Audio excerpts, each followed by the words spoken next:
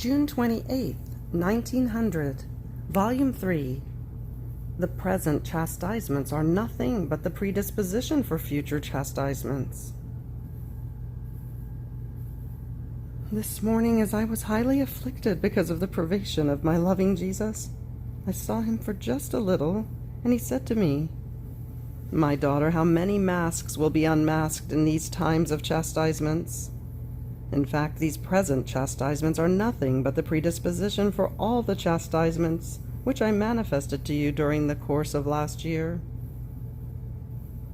As he was saying this, in my interior I said, if the Lord continues to behave the way he is behaving, that since he wants to send chastisements he does not come, he does not share his pains with me, and treats me with unusual manners, who would be able to endure? Who will give me the strength to remain in this state?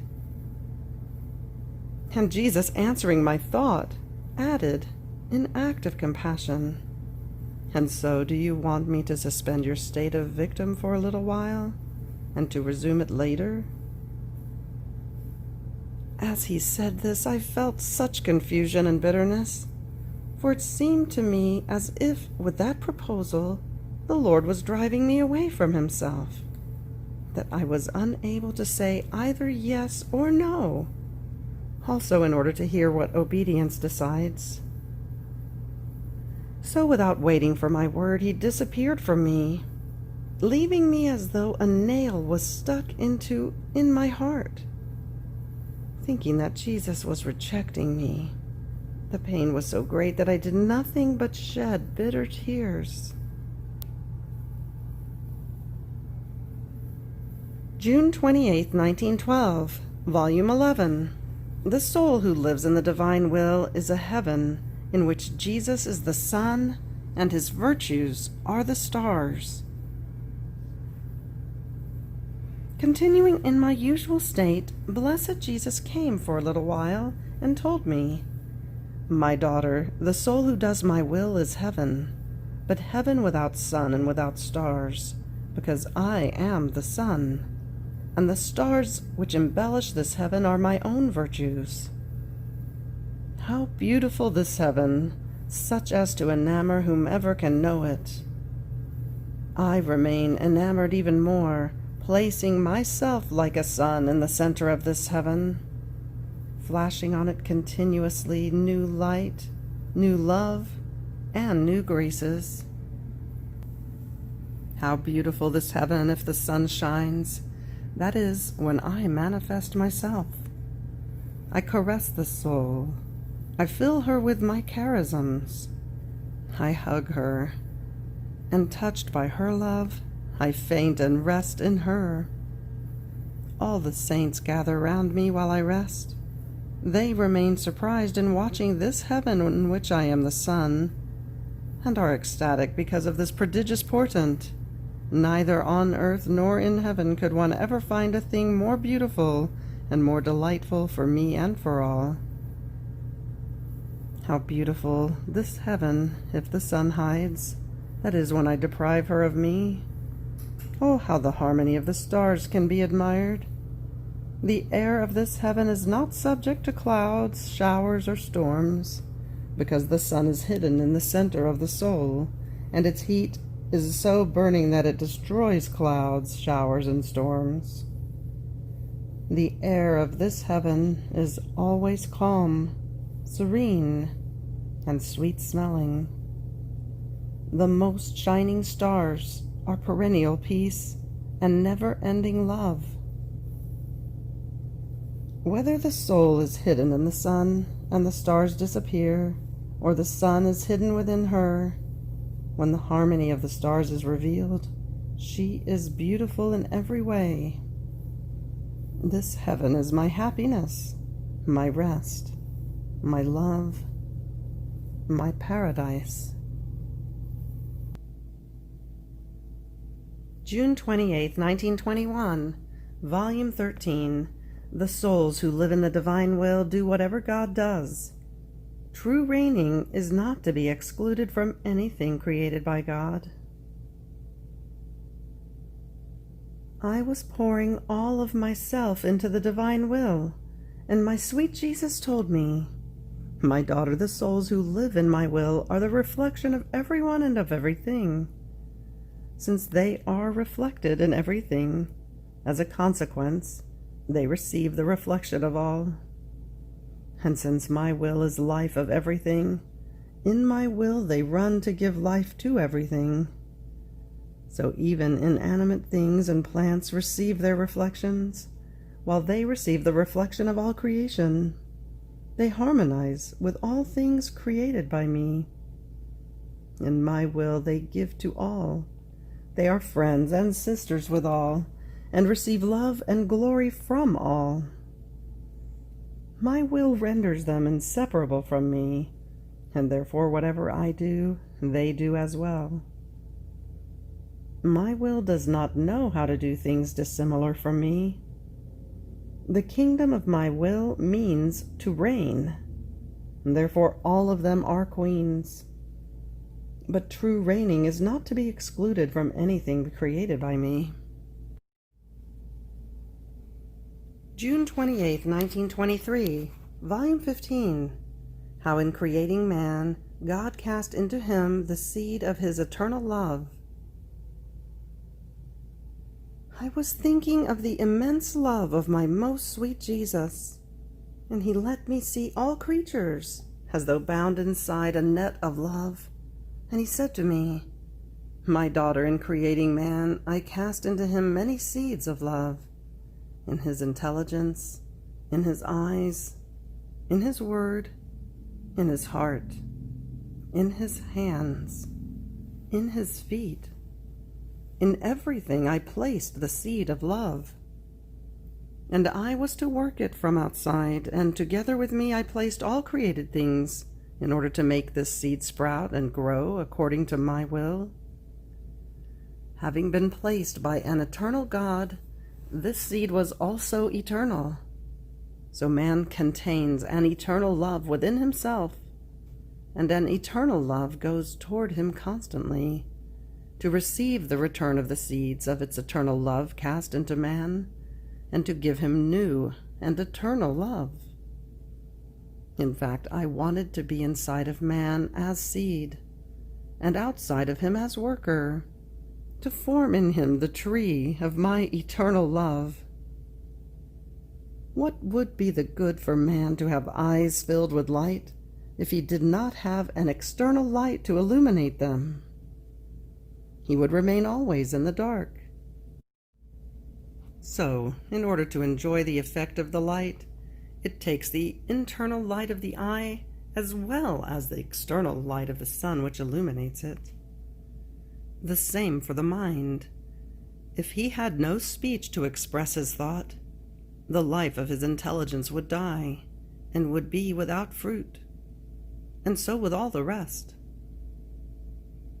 I loved man so much that I had not only cast into him the seed of my eternal love, but I put him under the waves of my eternal love, which is spread throughout the whole creation, in order to make it germinate in him and to overwhelm him completely with my eternal love. So if the light of the sun shines in his eyes, it brings him the wave of my love. If he takes water to quench his thirst, or food to nourish himself, they bring him the wave of my eternal love. If the earth lays itself under his feet and remains firm to allow this step, it brings him the wave of my love. If the flower gives off its fragrance, if the fire unleashes its heat, everything brings him my eternal love. But this is not enough. I myself am with them, working inside and outside, to arrange, to confirm, and to seal all my similes in the soul of man, so that as I give him eternal love he may give to me. So the creature also can love me with eternal love, because he contains the seed of it. But to my highest sorrow, man suffocates this seed, and then it happens that even though my love keeps him under its waves, he does not feel the light which my love brings him, because having suffocated the seed, he has become blind. Even though he burns, he does not get warm, and as much as he may eat and drink, his thirst is not quenched, nor is he nourished. Where there is no seed, there is no fecundity. June 28, 1937, Volume 34. What God Does for the Creature When She Decides to Live in His Will. As one decides to live in the divine volition, her name is written in heaven and remains confirmed in good, in love, and divine sanctity, and she is added to the celestial militia. Example: my flight in the divine volition continues. I feel myself carried in its arms, but with such love and tenderness as to feel myself confused in seeing myself loved so much and surrounded everywhere by its maternal goodness. And my sweet Jesus, repeating his brief little visit to me with a love as to feel my heart burst, all goodness told me, my daughter of my volition, if you knew how much is our contentment in seeing the soul enter into our will, one can say that she runs towards us, and we toward her. And as we meet each other, our will invests her with light, our love kisses her, our power takes her in its arms, our wisdom directs her, our sanctity invests her and places itself there as seal.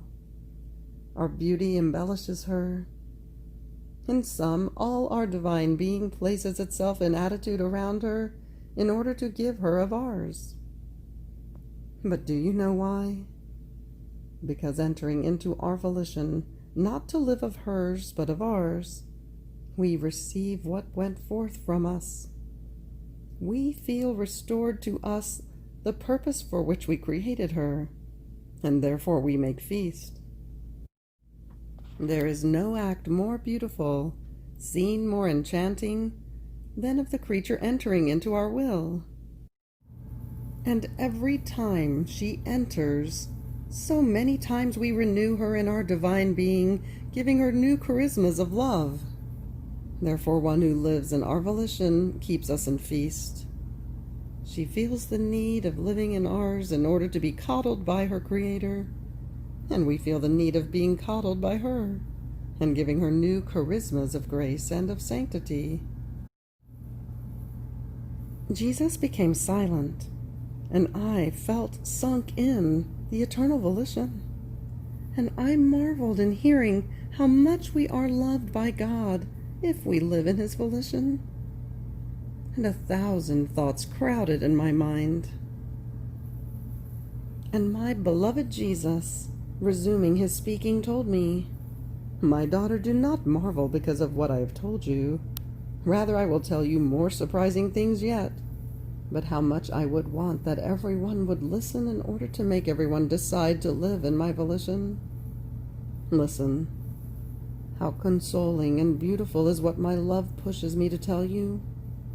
So much is my love that I feel the need of telling you where we reach for one who lives in our volition.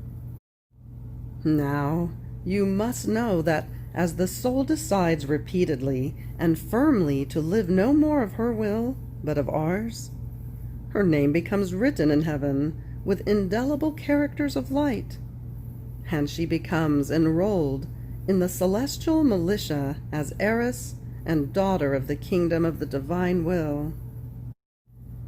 But this is not enough for our love.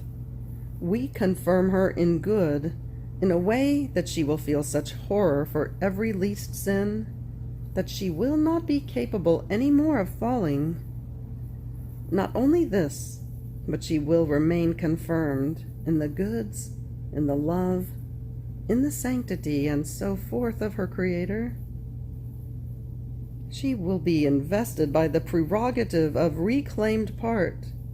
She will no longer be looked at as exiled, and if she will remain on earth, She will be as officiating of the celestial militia, not as exiled.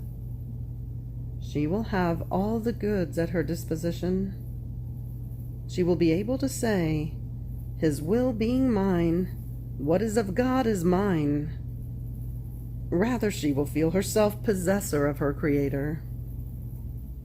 And since she no longer operates with her will but with mine, all the barriers are broken that impeded her from hearing her Creator. The distances have disappeared. The dissimilarity between her and God does not exist anymore. She will feel herself so loved by He who has created her, as to feel her heart burst with love in order to love He who loves her. And feeling herself loved by God is the greatest joy, honor, and glory for the creature. My daughter, do not marvel. They are our goals, the purpose for which the creature was created, to find in her our life, our reigning will, our love, in order to be loved and to love her. If this were not so, all creation would be a work unworthy of us. I felt my heart burst with joy in hearing what my dear Jesus had told me, and I said to myself, "Is it possible? Is all this great good possible?" And sweet Jesus added, "Daughter, am I not master to do and to give what I want? It is enough that I want it, and everything is done." And then, also in the low world, things happen that in some way resemble this.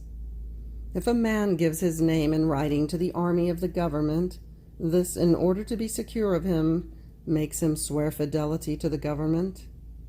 This oath makes him remain bound to the army.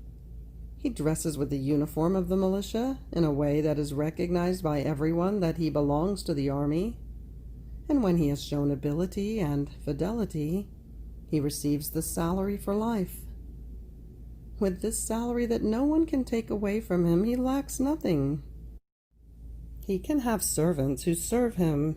He can live with all the comforts of life, and although with time he would retire and rest. And what thing has this man given to the government? Only the external part of his life that gave him the right to receive the pay during his life. On the other hand, one who with firm decision has given her will to me, has given me the most noble, most precious part, that is her will. In it she has given me all the interior and exterior, even the breath. And with this she has merited to be written in the divine army in a way that everyone will know that she belongs to our militia. How could I let her lack anything? How not to love her? If this could be, it would have been the greatest sorrow for your Jesus. It would have taken away the peace that I possess by nature, to not love she who has given me everything, and who with indescribable love I possess. I keep her in my heart, and I let her have my life itself. End of June 28th. Fiat.